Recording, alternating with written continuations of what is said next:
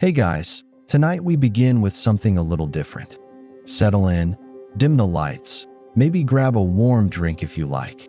We're going to take a long, slow stroll through the prehistoric past, a time when the Earth wasn't exactly what you'd call cozy, and the creatures roaming it were, well, sort of off-kilter. Think of it as a gallery of the weirdest, strangest, and occasionally downright ridiculous animals that ever existed. Not the cute, cuddly ones. No, those are for Instagram. Tonight, it's the real bizarre stuff. So, get comfortable, because we're going to glide through hundreds of millions of years of evolutionary experimentation, most of which didn't exactly work out. Let's start with something you might picture as a normal prehistoric critter. If your definition of normal is slightly horrifying and very awkward. Meet Hallucigenia. And yes, the name is exactly what it sounds like. This little fellow waddled around in the Cambrian seas, maybe half an inch long, with a series of stiff, spiny projections on its back and multiple pairs of tiny legs below. Scientists spent decades trying to figure out which end was up. Its front, its back, the legs versus the spikes. It was an identity crisis frozen in fossil form. Imagine if someone designed a car but forgot to decide where the wheels should go. That's hallucigenia, basically. And yet, somehow, evolution gave it a few million years of success. Go figure. Moving along, we float over to the early Ordovician seas, and there we find Anomalocurus. Now, this one was bigger, which is a polite way of saying it looked terrifying in a very slow, methodical way. At up to a meter long, it had a circular, toothy mouth at the end of a trunk-like appendage. Its front claws were like those of a praying mantis on steroids, reaching out to grab unsuspecting prey. Scientists once thought it was three separate animals. Why? Because why not double down on the confusion? One fossil was the mouth, another was the claw, and yet another was the body. Only later did someone have the bright idea of putting the puzzle together, and the rest, as they say, is slightly alarming history from the seas. Let's drift to the air, or at least the air of the Mesozoic, which was already slightly unnerving. Enter Quetzalcoatlus, one of the largest flying animals ever. Wings spanning up to 10 meters, the size of a small plane, yet its skull looked like a stretched-out bird head with very little in the way of a brain to justify such ambition. It may have hunted small dinosaurs or scavenged like a giant vulture, or maybe it just liked to hover awkwardly over riverbanks thinking about its existential crisis. Honestly, we don't know, and that's part of the charm. Now, if you've been thinking, all these creatures are serious business, let's take a quick detour to Opabinia. Opabinia had 5 eyes arranged on the top of its head and a long, flexible proboscis ending in a claw that it used to grab food. 5 eyes and a claw on the same creature, because apparently 1 or 2 eyes were just too mainstream. Evolution decided it needed more surveillance, maybe for safety, maybe just to look at the other weird Cambrian creatures and think, what even is my life? Drifting slowly back to the water, we encountered Dunkleosteus, a placoderm fish that could reach lengths of up to 10 meters, with armored plates instead of a jaw. Its bite was so strong it could crush almost anything, except maybe its own self-esteem, if we anthropomorphize for a moment. Dunkleosteus is one of those animals that makes you appreciate the simple life of a modern goldfish, nibbling on flakes and doing nothing else. It lived in the Devonian seas and, despite its terrifying appearance, might have been surprisingly graceful in short bursts, sort of like a fighter in an underwater ballroom. And then there's Therizinosaurus, a dinosaur that looked like evolution had a sense of humor.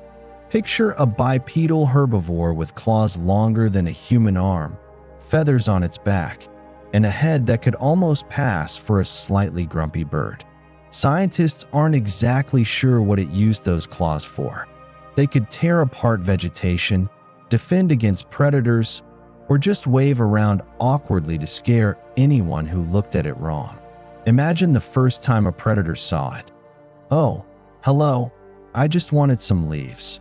But also, I could probably poke you through several meters of rock if needed." Let's drift a little further back in time, to the Carboniferous period, where forests were dense, and insects ruled like slightly terrifying aristocrats.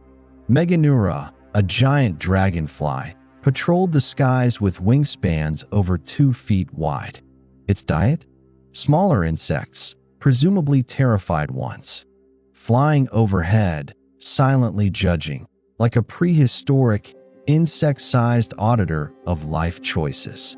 And it probably didn't even need a coffee in the morning, unlike some of us. From air to water to the slightly muddy riverbanks, we meet Poderpes, an early tetrapod, awkwardly taking its first steps onto land.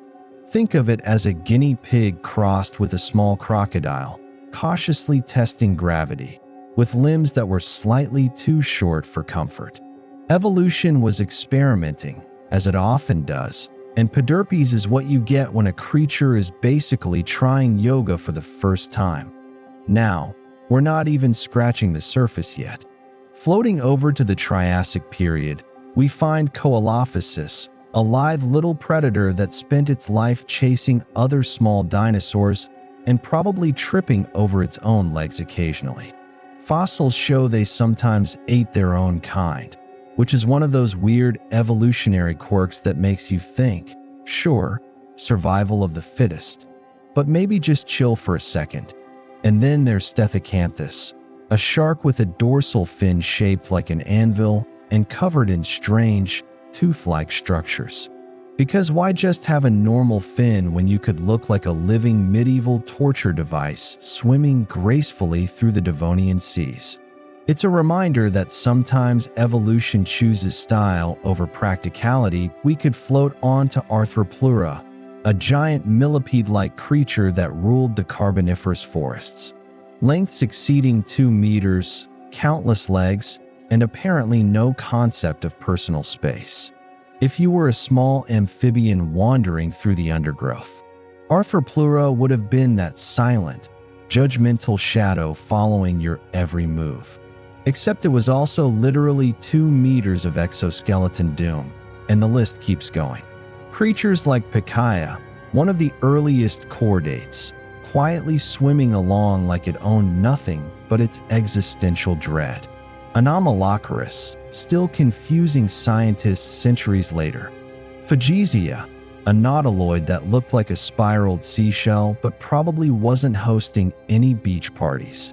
And Diplocalus, whose boomerang-shaped head makes you wonder if it was designed by someone who had won too many late-night sketch ideas. So, tonight, as you drift further into the calm haze of sleepy curiosity, remember, the prehistoric world was full of creatures that were simultaneously clever, bizarre, and slightly sad-looking. They didn't care about style, politics, or impressing anyone at dinner. They existed because evolution decided, yeah, let's try this thing. And sometimes it worked, sometimes it didn't, and sometimes it left behind fossils that make paleontologists go, well, okay then, we're just getting started. There are dozens more to float past, each stranger than the last, each one a reminder that nature does not do cute on purpose. It does weird, often impractical, sometimes terrifying, and always fascinating. Part 2. Swimming, crawling, and flying oddities. Alright, let's float gently from the Cambrian seas into the slightly muddier, slightly more complicated waters of the Jurassic and Cretaceous periods.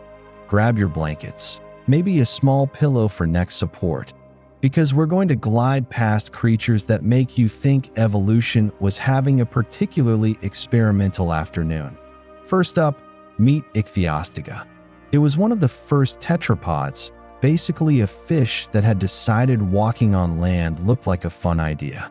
Its limbs were rigid, a little clumsy, and its tail was still very fishy, which means it waddled around the swampy shores with the elegance of a toddler in oversized boots. Scientists think it hunted insects and small amphibians. Or maybe it just liked walking and then falling into shallow water repeatedly. Evolution didn't leave a manual. Next, we drift back into the oceans to Hatzegopteryx, a shark with a spiraled, buzzsaw-like jaw, because a normal row of teeth was just too mainstream. This shark looked like a sushi chef from a nightmare, constantly prepared to rotate its jaw in ways that defy both logic and dental hygiene. Fossils show the spiral, but how it worked in life is still a little mysterious. Which is fine. It's more fun imagining a slightly confused shark spinning its teeth like a carnival ride. From there, let's float lightly over to therapsids, the so-called mammal-like reptiles of the Permian period. They were basically reptiles trying very hard to be mammals, with little success. Some had oddly shaped skulls, strange jaw hinges, and teeth that looked like someone mismatched them in the morning. And yet, out of this awkward experimentation came the ancestors of us, humans. So, next time you trip over your own foot, just remember, at least you're not a therapsid with one jaw hinge working upside down. Back in the skies of the Late Cretaceous, we find Hatzegopteryx, a cousin of Quetzalcoatlus, but slightly more stout, wings spanning close to 10 meters, but the body was chunkier. Like evolution decided that having a giant flying lizard wasn't terrifying enough, it should also look like it skipped leg day for a few centuries. Scientists aren't sure how much it hunted or scavenged, but it probably spent a lot of time floating silently over the forests, contemplating bird problems that wouldn't exist for another 70 million years. And now, for a creature that looks like a prop from a particularly ambitious science fiction film, Beelzebufo, the prehistoric devil frog. At about 40 centimeters long, it wasn't exactly enormous compared to some predators, but it had a bite strong enough to snap small vertebrates. Picture a toad with slightly too much confidence in teeth. Some scientists think it could have eaten tiny dinosaurs. Others think it probably just sat in swamps and judged everyone passing by. Either way, it had presence on the muddy riverbanks. We find Pliosaurus, a strange amphibian that looked like a cross between a lizard and a mohawk. Its back was lined with a tall sail-like structure, presumably for display, thermoregulation, or maybe just to look intimidating while silently contemplating its life choices. Imagine a mohawked amphibian silently judging the Carboniferous swamp, slightly absurd, slightly majestic, perfectly prehistoric. Now, floating to slightly deeper waters, meet Xiphactinus, a gigantic fish with a mouth so large that it could swallow prey almost its own size. Some fossils show this fish with its last meal perfectly preserved inside, which is both impressive and slightly tragic. Imagine the last moments of a smaller fish, swallowed whole, possibly thinking, "I knew I shouldn't have taken a shortcut through the mid-Cretaceous reef." Nature can be efficient, but rarely graceful. Back on land, we have Pliosaurus, a dinosaur that looked like evolution was playing mix and match. Its body suggested a plant-eating lifestyle. Its head looked a bit like a theropod, and its claws were just there, waving vaguely in the air. Scientists call it a herbivorous theropod, which is as much an attempt to categorize as it is a polite shrug. Pliosaurus seems to have survived on ambiguity alone, proving that sometimes being confusing is a survival strategy. Drifting lightly to smaller, slightly creepier creatures, we meet Holopus, a tiny dinosaur that spent most of its time hopping through undergrowth like a slightly confused squirrel. Its arms were tiny, its legs long, and it probably had no idea it would one day fascinate paleontologists. And that's the charm. Prehistoric creatures didn't know they were iconic. They were just existing, slowly, awkwardly, beautifully, Floating to the Permian again, there's Dimetrodon, which most people mistake for a dinosaur. But it isn't. It's a synapsid, a mammal relative from way before mammals existed. Its sail was probably for thermoregulation or display, though it also makes it look like it got stuck in a particularly bad Photoshop filter. Dimetrodon could grow up to 3.5 meters long, with teeth of varying sizes. As if evolution just threw every option into one package to see what worked, from the seas to the skies.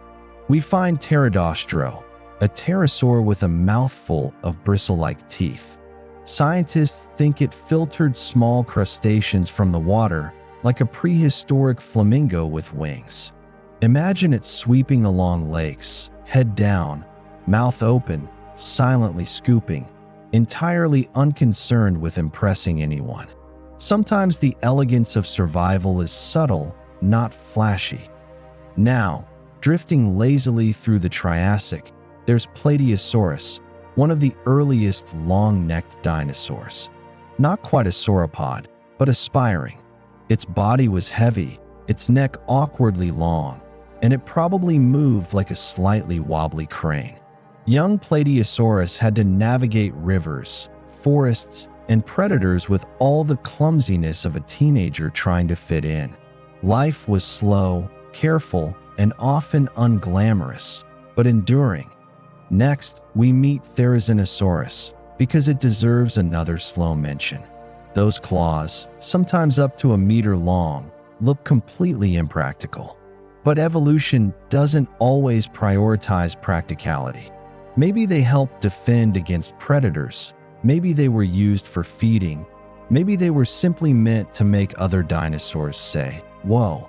Okay, whatever the reason, it's a reminder that nature enjoys a little flair. Drifting back to the water, Megalodon is probably already floating into your subconscious thoughts. The gigantic shark of the Miocene and Pliocene, up to 18 meters long, teeth the size of your hand, and probably a demeanor that suggested, "I am the ocean, and you are mostly irrelevant." Megalodon makes modern sharks look like awkward neighborhood cats, tiny, cute, and slightly insecure. And finally, in this segment, we have Ankylosaurus, a tank-like dinosaur covered in armor with a club for a tail. Its defense strategy was simple: don't get eaten, and if anyone tries, swing the tail. It wasn't flashy, it wasn't particularly elegant, but it worked. Ankylosaurus reminds us that not every weird creature needs to look terrifying to be effective. Sometimes a well-armored, blunt approach is all it takes to survive millions of years. As we drift to a close for this segment, notice the patterns. So many prehistoric creatures seem designed to confuse, amuse, or silently intimidate.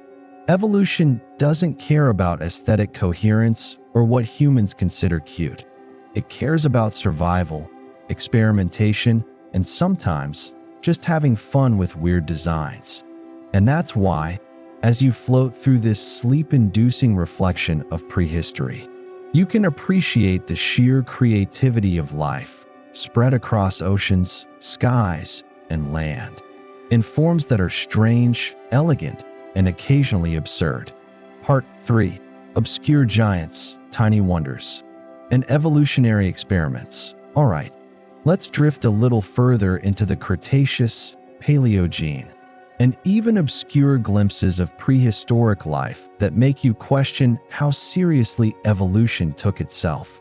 Remember, there's no rush, so settle in. Let your mind float as we meet creatures that were, in some cases, bewilderingly specialized, and in others, quietly awkward. Starting with Doedicurus, a dinosaur that for decades was a mystery. Only its enormous arms were known, arms longer than a human is tall. Imagine the first fossil discovery: two gigantic, clawed appendages and nothing else. Paleontologists spent years guessing. Maybe a predator? Maybe a giant sea monster? Eventually, more fossils showed a hulking, duck-billed, humpbacked herbivore. almost comically disproportionate. Evolution's sense of humor, perhaps. Nearby in the late Cretaceous forests was Therizinosaurus again. Yes, the clawed, feathery enigma. Its enormous talons, up to a meter long, could easily be used for slashing, but likely spent most of the time pulling down plants. Picture a dinosaur cautiously tending to a prehistoric salad bar, claws waving ominously like kitchen utensils from a horror cooking show. It's a gentle reminder that sometimes survival looks absurd.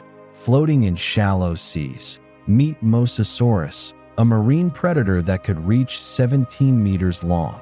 Its jaw was full of sharp, conical teeth, its body streamlined for hunting, and yet, it somehow looks like a reptile who took a wrong turn from land to water millions of years ago.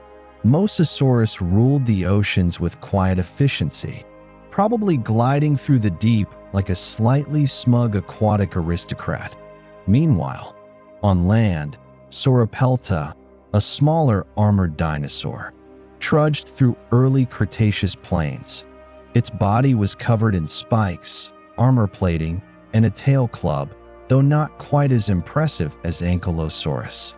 Still, Sauropelta probably made predators think twice, which is to say, it survived mostly by convincing others that it was harder to eat than it actually was.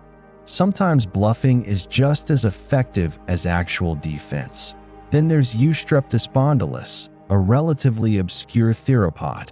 Not enormous, not particularly flashy, but its fossil record shows a slender, agile predator that likely hunted in rivers and marshes.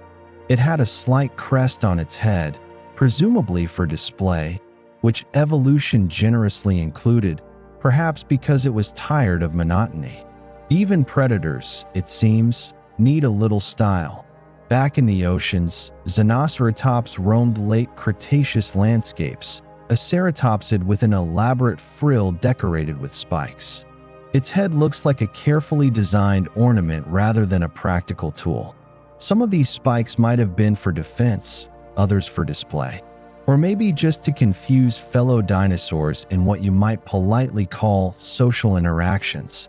It's the Jurassic version of extravagant fashion accessories, spikes instead of scarves. Speaking of obscure, meet Thylacoleo, a marsupial lion from Australia. It was neither a true lion nor remotely ordinary. Sharp, shearing teeth, retractable claws, and a surprising amount of stealth.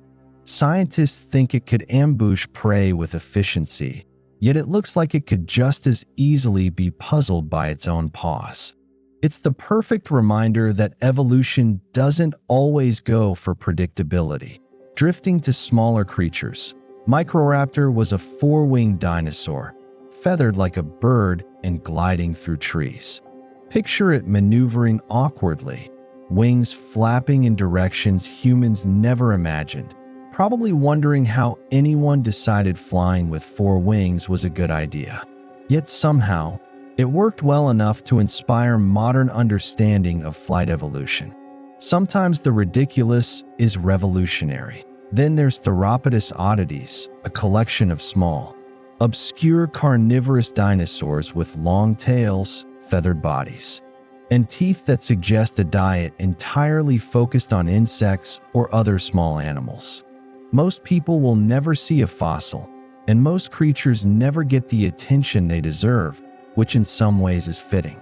Evolution doesn't publish biographies. It quietly experiments. Floating back to marine environments, Pliosaurus emerges, a predator so robust and streamlined that it could crush almost anything smaller than itself.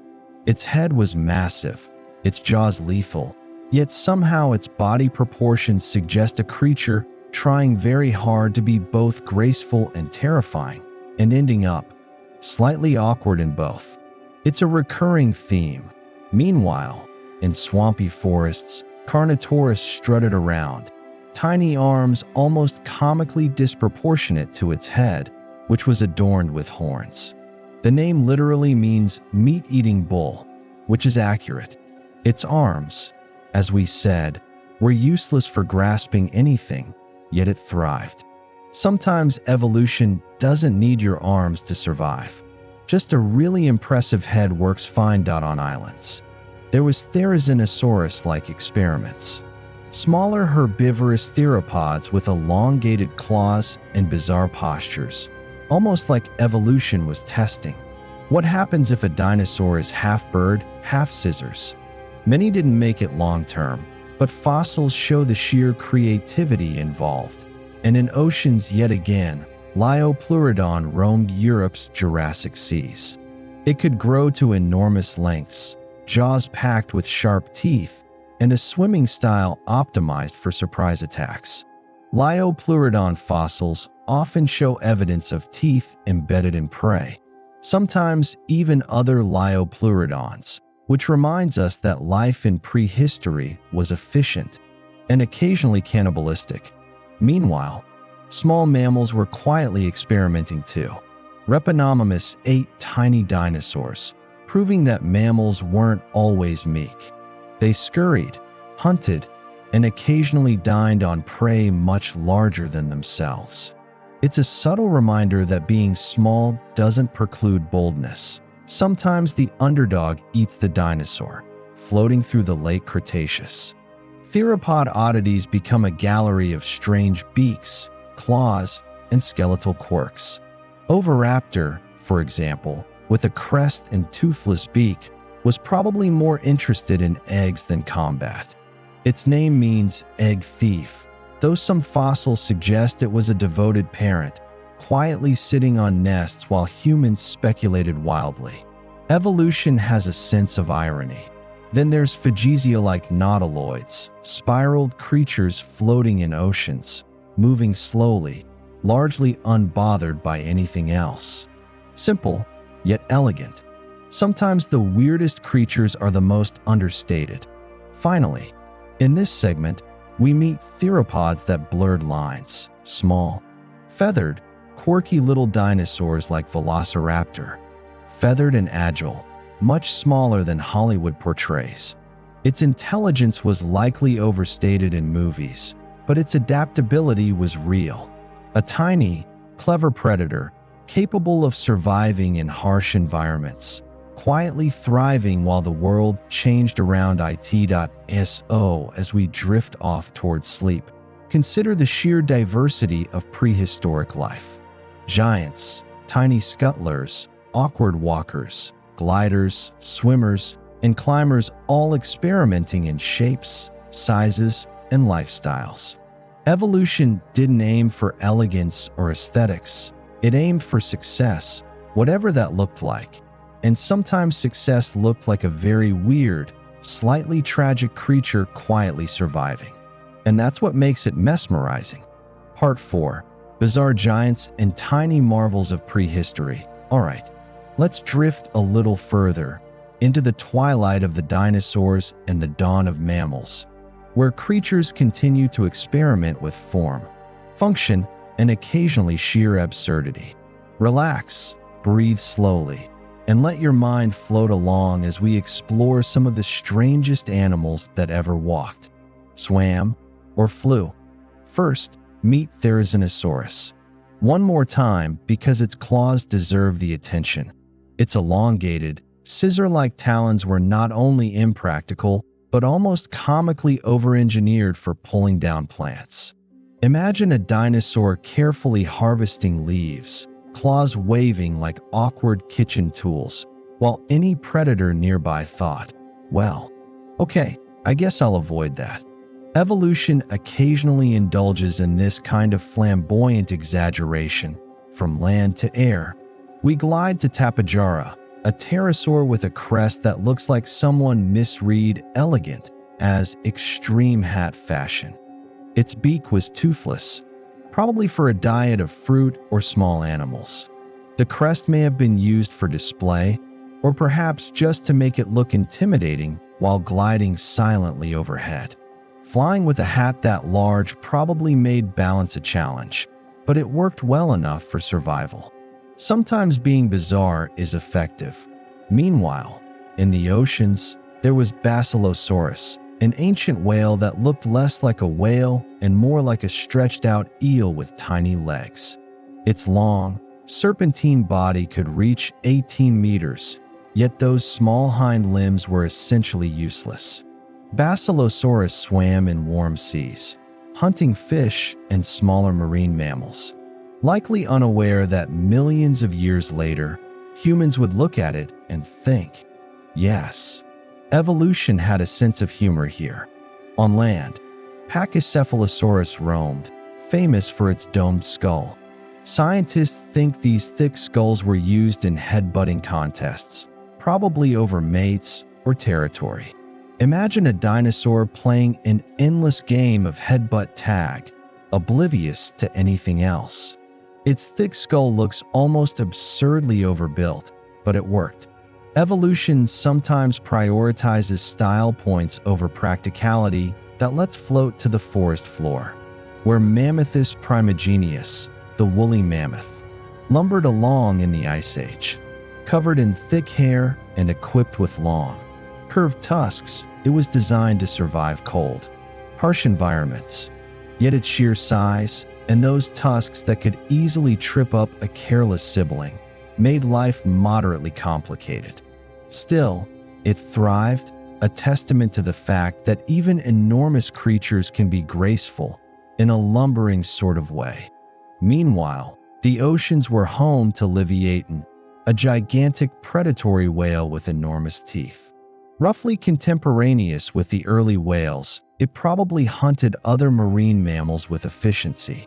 Its teeth, each larger than a human hand, were enough to make most prey think twice. Evolution loves to go overboard sometimes, and Livyatan is a perfect example of doing so with jaw-dropping. Literal emphasis on land, Megatherium, the giant ground sloth, moved slowly, methodically, and with an air of quiet dignity. Up to 6 meters long, it wasn't particularly fast, but its size alone was enough to deter predators. Its long claws were perfect for pulling down branches, maybe digging or accidentally breaking small trees. Life in the Ice Age demanded patience, and Megatherium embodied that in every lumbering step. Flying nearby, Argentavis magnificens dominated the skies of South America. With a wingspan exceeding 7 meters, it could soar for hours without flapping. Its size was astonishing, yet evolution provided enough efficiency to make such a massive bird practical in its environment. Imagine gliding silently above plains and forests, completely unconcerned with the tiny mammals scrambling below. Elegance in slow motion.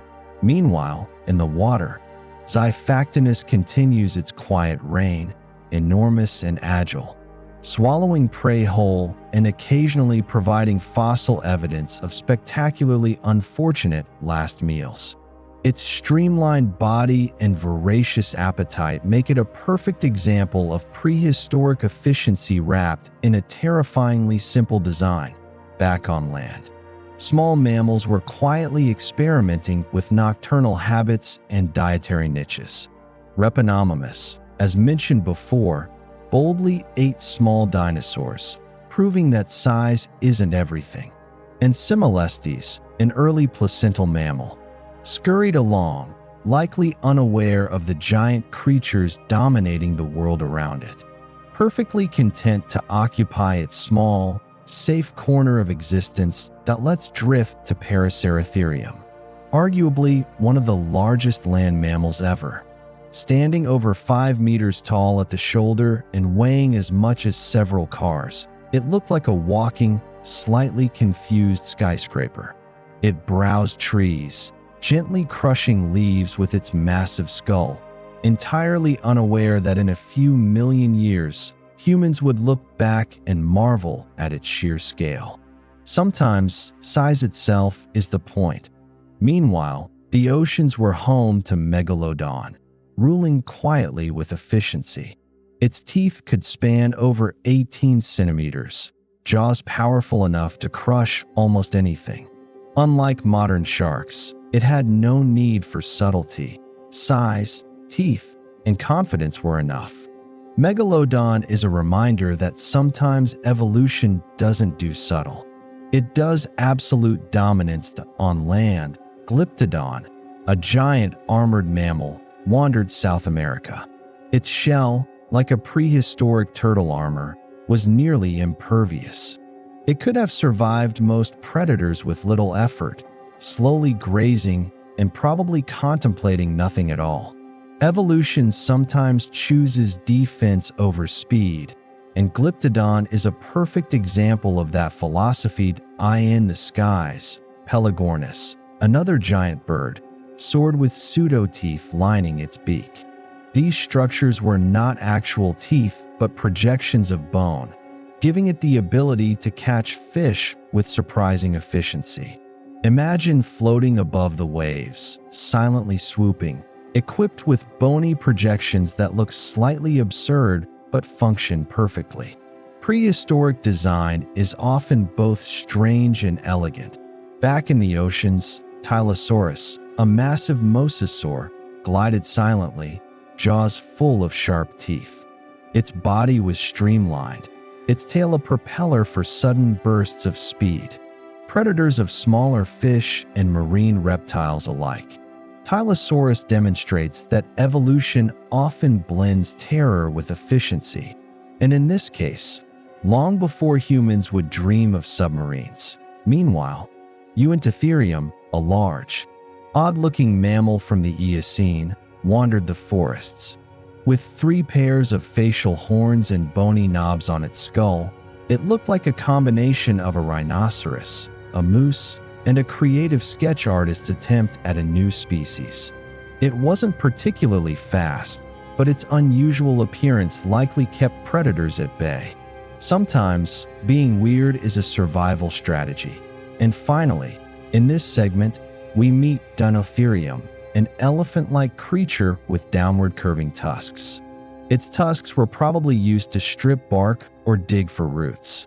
Unlike modern elephants, the shape is unusual enough to make you pause and think, evolution, you really went in that direction, huh? But, of course, it worked well enough for millions of years. Sometimes, strange designs endured as we drift toward the edge of sleep. Consider this. Prehistory was a gallery of odd shapes, bizarre strategies, and subtle genius. Giants, tiny mammals, soaring birds, massive sharks, and awkward herbivores, all experimenting, all surviving in their own peculiar ways. Evolution doesn't aim for beauty, only survival, and occasionally, the results are quietly astounding. Part 5. The strangest experiments before modern life. Alright, let's drift slowly into the twilight of prehistoric life, where mammals, birds, and oddities coexisted in strange, sometimes awkward harmony. Settle in, breathe evenly, and let your mind float over creatures that make evolution look both creative and, occasionally, mildly ridiculous. First, we meet Thylacosmolus, a saber-toothed marsupial from South America. Its teeth were enormous, curving downward like exaggerated can-opener blades. It hunted small to medium prey, probably ambushing with surprising efficiency. But those teeth, so long, so overbuilt, remind us that evolution isn't subtle. Sometimes the solution is, make it ridiculously big. And somehow, it worked for millions of years. Meanwhile, in Europe, Megaloceros, the Irish elk, wandered forests and plains with antlers that spanned over 3 meters. It wasn't aggressive, just very well equipped. Those antlers were probably used to impress mates or intimidate rivals, or perhaps just to get stuck in tree branches now and then. Evolution often doubles down on spectacle, and in this case, scale was the style choice. Back in the oceans, Leviathan returns, a gigantic predatory whale with enormous teeth. Up to 18 meters long, it ruled the seas efficiently, preying on smaller whales and other marine mammals. Its teeth alone are enough to make most creatures reconsider their life choices. Prehistoric oceans were often a quiet stage of efficiency, punctuated by creatures that look like nightmares in slow motion on land. Paraceratherium, one of the largest land mammals ever, ambled through Asia.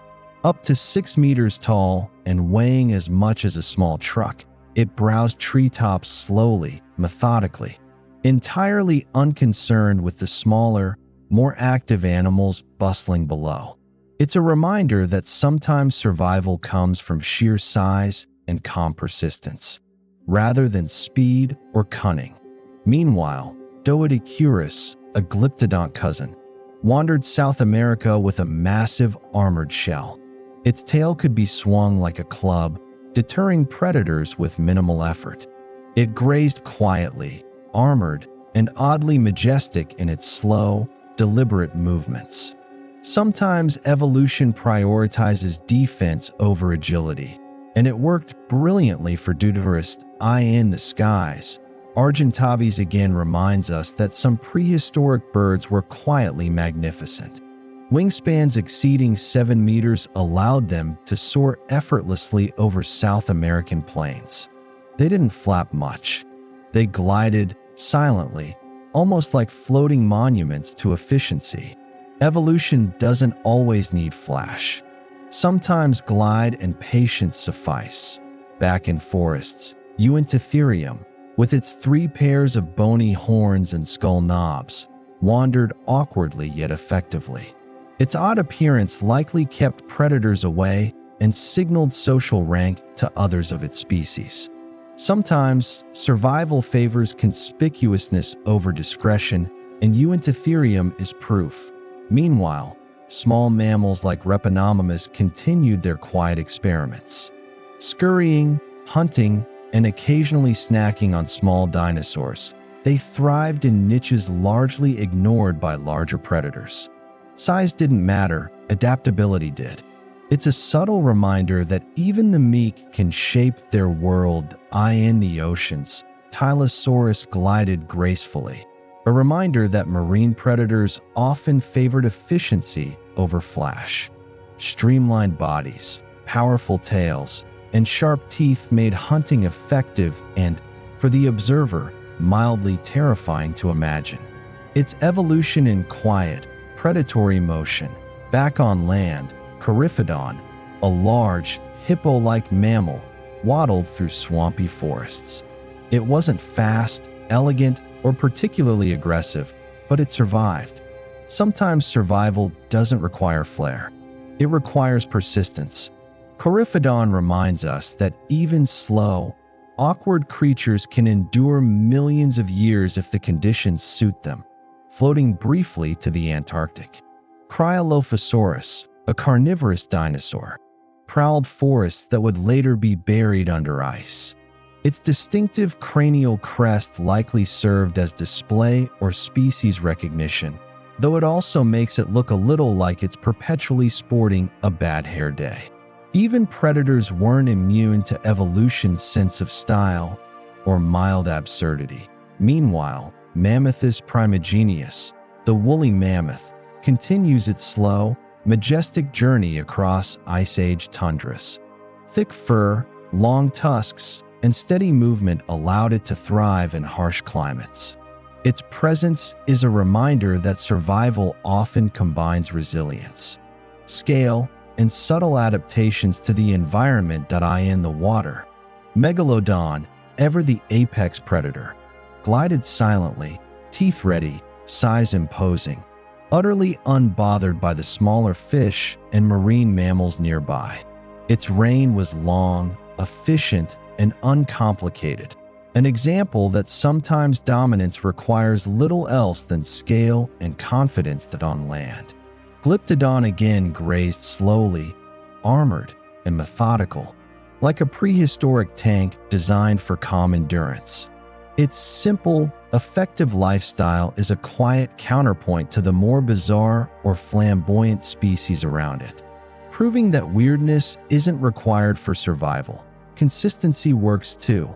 Finally, Let's pause with Dinotherium, elephant-like with downward curving tusks, quietly foraging, slowly moving across landscapes. Its strange tusks and enormous size are oddly elegant in their effectiveness. Sometimes, the strangest designs endure longest, silently proving evolution's subtle genius. As we drift towards sleep, consider the patterns. Prehistoric life was an experiment on a massive scale. Giants lumbered, tiny mammals scurried, predators stalked efficiently, and the oceans teemed with silent hunters. Evolution didn't aim for beauty or symmetry, it aimed for survival. And sometimes the results are strange, quietly magnificent, and a little absurd. So tonight, as your mind drifts further into calmness, let it wander over forests, seas, and skies filled with creatures that were awkward, bizarre, yet perfectly adapted in their own ways. Hundreds of millions of years of trial, error, and quiet persistence left us with fossils and stories that are as mesmerizing as they are sleep-inducing. And that, in itself, is enough. Part 6. The final bizarre prehistoric experiments. Alright, let's drift a little further into the final stretch of prehistoric oddities, where evolution seems to have been quietly experimenting with some truly peculiar designs.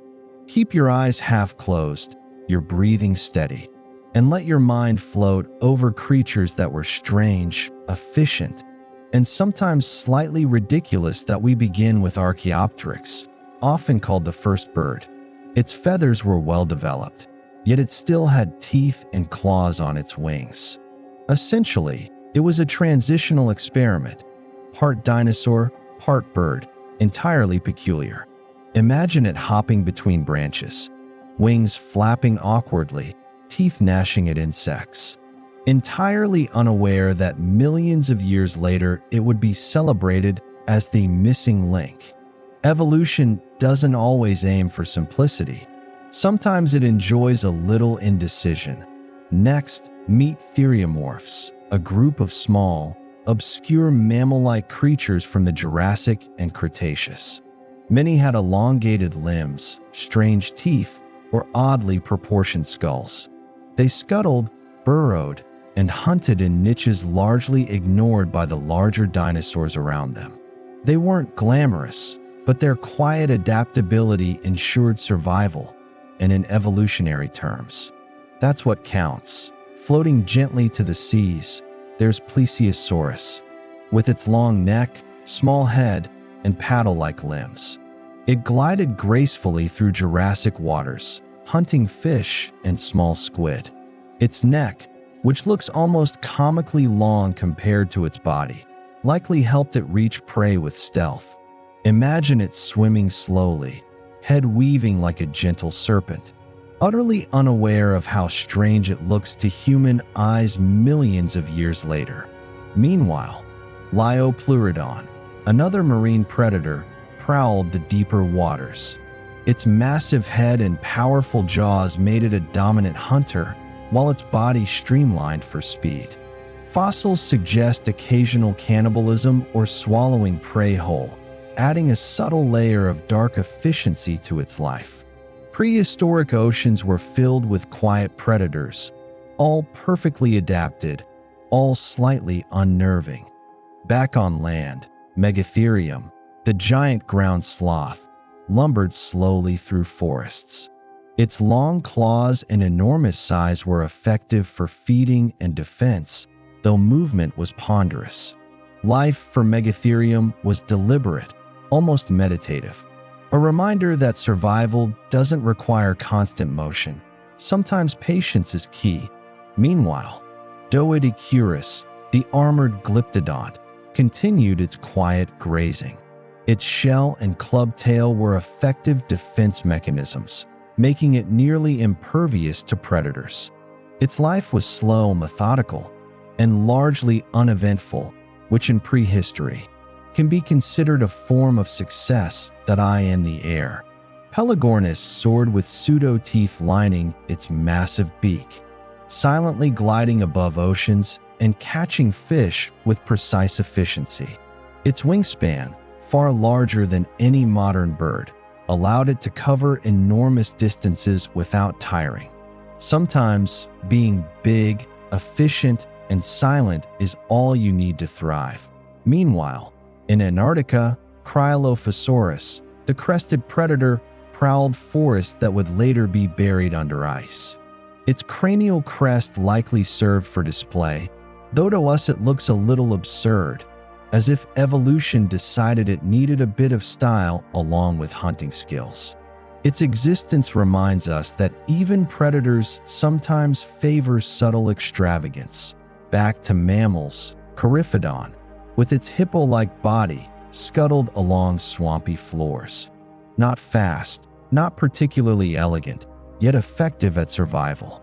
Its diet and adaptability allowed it to persist quietly while larger predators roamed nearby. Evolution doesn't always reward glamour. Sometimes persistence and adaptability suffice. As your mind drifts further, imagine those oceans teeming with strange predators and armored fish, forests filled with lumbering giants and tiny mammals, skies dominated by massive gliders, and plains occupied by creatures both elegant and absurd. Let their movements, adaptations, and quiet persistence flow gently through your thoughts. Prehistory is a reminder that life does not need to make sense to survive. It can be weird, it can be inefficient by our standards, it can even appear comical or absurd. Yet it endures quietly through adaptation, resilience, and subtle genius. So now, as you relax fully, let the images fade softly into the darkness behind your closed eyelids. Picture the long necks, claws, tusks, wings, shells, and teeth one last time, floating slowly and calmly through time. Let the quiet persistence of prehistory soothe you, the strange elegance of these creatures comforting in its unpredictability. And as your thoughts drift gently into sleep, remember that life, in all its weirdness, continues to surprise. It survives in ways we cannot always predict, sometimes quietly, sometimes dramatically, always with persistence. Prehistory may be over, but its stories linger, quietly waiting in fossils, imagination, and the calm corners of your mind. Breathe slowly. Feel your body sink a little deeper. Let the images drift away. The ocean's calm, the forest's quiet, the sky's empty, and all the strange, beautiful, and unusual creatures of the past settle into eternity, leaving only a soft, mesmerizing memory. Sleep now gently. Let the quiet marvel of life's weirdness accompany you into calm, restful dreams. Prehistory is strange, it is beautiful, and now, for tonight, it is still. Part 9. Obscure Oddities and Quiet Experiments. Alright, let's drift even further into the subtle, overlooked corners of prehistory. The world was full of creatures that didn't make headlines, small, strange, or unusual, quietly living in their niches. As we explore these, let your mind float gently, unhurried and calm, that we begin with Hatzegopteryx, a giant filter-feeding arthropod from the Cambrian. Its body was long, segmented, and adorned with feathery appendages for sweeping plankton from the water. Imagine it drifting lazily through ancient seas, gently waving its feathery arms, completely indifferent to larger predators. Its odd form is strangely elegant when viewed in slow motion.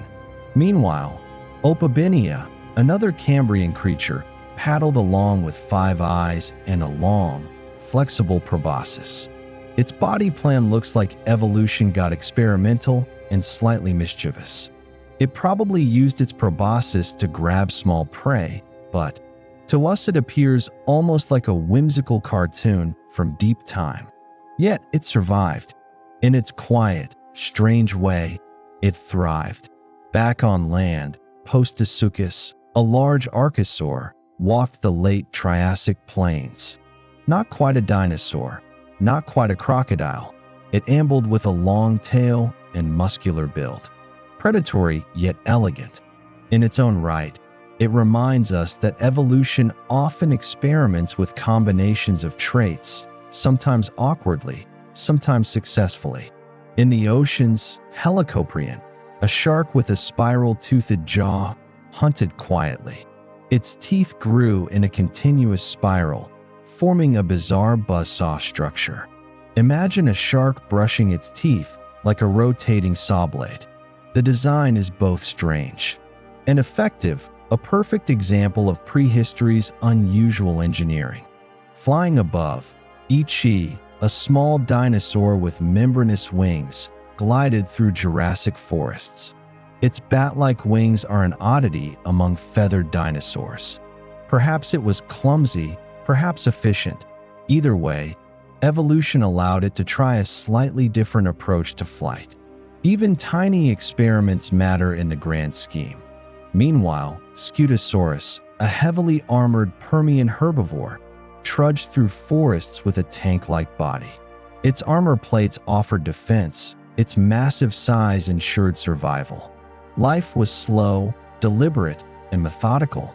Sometimes, evolution favors caution over flair. Among small mammals, Doedicurus, a bizarre Gondwanan mammal, shuffled through forests with a strangely shaped skeleton. Its limbs, skull, and teeth suggest an unusual lifestyle. Part burrower, part climber, part something entirely unexpected. It's a reminder that evolution doesn't always favor predictability. Small mammals quietly experimented everywhere. Back to oceans, Telemonstrum, the Tully monster, floated along prehistoric rivers.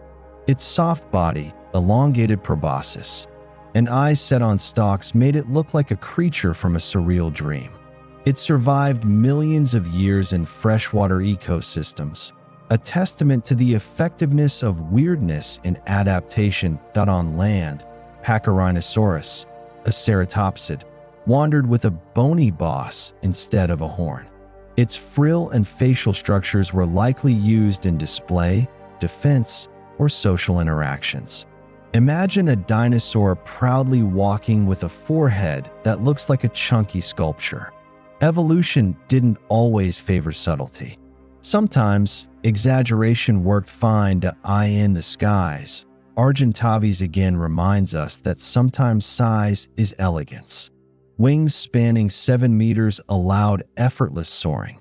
Silent, calm, and imposing, it floated above landscapes that were busy with life, largely unnoticed by the smaller creatures below. Size can be subtle power, too. Meanwhile, Beelzebufo, the giant prehistoric frog, hopped in Madagascar. Large enough to eat small vertebrates, its squat body and massive mouth are oddly intimidating for an amphibian. Evolution occasionally rewards boldness in small packages. Among mammals, Mesonyx, a wolf-like carnivorous mammal, roamed quietly, hunting small prey with precision.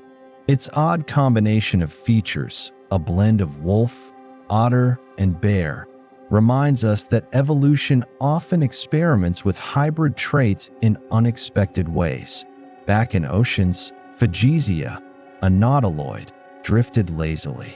Spiraled shells and gentle propulsion allowed survival without fuss. Life doesn't always need excitement. Sometimes quiet efficiency is enough. Then there's Therizinosaurus, whose overgrown claws deserve a final mention. Gentle herbivore with dramatic tools, an evolutionary paradox. Almost theatrical, quietly effective. It's a perfect meditation on absurdity in survival. And finally, small, obscure creatures like Eomea, Similestes, and early bats quietly laid the foundation for modern mammals. Small, nimble, adaptable, and often overlooked, they survive because of cleverness, not size. As we drift toward the gentle close, Imagine the prehistoric world once more. Oceans calm, forests teeming, skies vast, plains emptying into distance. Every creature, no matter how bizarre or obscure, contributed quietly to the unfolding of life. Evolution didn't aim for perfection. It aimed for persistence, efficiency, and sometimes strange elegance. Take a slow, steady breath. Let these images wash over you. Feel the weight of massive ground sloths, the sweep of giant wings, the oddity of spiral teeth, and the quiet resilience of tiny mammals. Prehistory was endlessly strange, softly mesmerizing, and entirely real. And as your mind floats deeper, let all these creatures, giant and small, elegant and absurd, fade gently into calm, leaving only a quiet, reflective sense of life's creativity. Drift now, slowly, and let the prehistoric world settle into peaceful stillness. Part 10. The Last Creatures and a Gentle Farewell. All right, let's drift into the final moments of our prehistoric journey. By now, your mind is calm, floating gently through oceans, forests, and skies filled with creatures both bizarre and quietly magnificent. Let's meet the last of our 100 prehistoric oddities and slowly let the world of prehistory fade into reflection. First, there's Spinosaurus, the semi-aquatic giant with a long crocodile-like snout and a sail along its back. It swam and hunted. In rivers, its sail possibly used for display or temperature regulation. Picture it gliding through calm waters, teeth snapping at fish, entirely self-contained in its odd but effective design. Evolution sometimes combines land, water, and extravagance in ways that are quietly impressive. Meanwhile, Eurypterids, the giant sea scorpions, crawled and swam in shallow waters. Some reached lengths of 2 meters, using their pincers and tails to hunt smaller arthropods and fish. They were slow, methodical, and perhaps a little awkward, but for millions of years, that was more than enough. Quiet persistence wins. In the skies, Hatzegopteryx, one of the largest pterosaurs, drifted above Late Cretaceous forests. Massive, broad, and calm in the air, it hunted or scavenged without unnecessary fuss. The sheer size of these flyers is awe-inspiring when you picture it gently gliding, not struggling, but perfectly adapted to its environment. Back on land, Pliosaurus, the ocean's stealthy cousin, dominated coastal waters. Its short neck and massive jaw allowed bursts of speed and power, quietly catching prey without dramatic displays. Efficiency and quiet power were enough to survive. Small mammals like Eomea and Reptinomys continued their subtle experiments on land, hiding beneath ferns, scurrying along riverbanks, and hunting insects or small vertebrates. Their lives were unremarkable in scale but profound in evolutionary impact, quietly laying the groundwork for modern mammals. Meanwhile, Dinosaurs ambled slowly across ancient forests, tusks curved downward, enormous yet deliberate.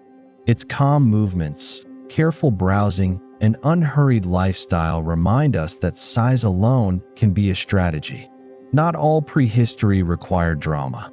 Sometimes steady persistence was enough. In oceans, Megalodon, ever the giant, swam silently, massive and efficient. Imagine drifting past it gently, feeling the quiet hum of prehistory's apex predator. It dominated its world, not with speed or cleverness, but sheer scale and effective design. On land, Coryphodon and Glyptodon grazed calmly, armored or stout, living long, uneventful lives. These creatures remind us that evolution sometimes favors endurance over flashiness, consistency over spectacle. Quiet efficiency often ensures survival. Then there's Therizinosaurus, claws still impressively long, moving slowly through forests. Its dramatic limbs might look absurd, but for pulling leaves and defending against predators, they were perfectly functional. Sometimes, evolutionary absurdity is effective. Finally, the tiniest creatures, small mammals, birds, reptiles, and amphibians, continued their quiet, unseen experiments. Their lives were fleeting in comparison to giants, yet profoundly impactful. Through their persistence, adaptability, and subtlety, modern ecosystems were slowly being shaped, quietly and without fanfare. As your mind drifts towards sleep, picture all 100 creatures together: massive ground sloths, armored glyptodonts, soaring pterosaurs, semi-aquatic Spinosaurus, giant sharks, tiny mammals scurrying beneath ferns, and obscure oddities in oceans, forests, and skies. Each was bizarre in its own way, perfectly adapted, and quietly persistent. Prehistory wasn't tidy. It wasn't glamorous. It wasn't always elegant by human standards. It was a gallery of experiments, sometimes awkward, sometimes enormous, sometimes strangely beautiful. Yet every creature survived long enough to leave a trace: fossils, footprints, and stories. And now, for tonight, those stories can settle gently in your mind. Breathe slowly. Let the oceans, forests, plains, and skies of prehistory fade softly behind your closed eyelids. Let the movement of massive wings, long claws, curved tusks, and armored shells drift gently away. Imagine the quiet persistence of life, endlessly experimenting, endlessly adapting, and endlessly strange. As you relax deeper, let all these creatures, giant, tiny, bizarre, or elegant, fade into soft memory. Prehistory is strange, beautiful, and endlessly calming. The world they inhabited is gone, yet its essence lingers quietly in imagination, fossils, and the gentle hum of thought. Sleep now. Let the quiet, slow, strange, and wonderful creatures of the past guide you gently into calm, restful dreams. Life is weird, evolution is patient, and prehistory, in all its absurdity and elegance, is perfectly still.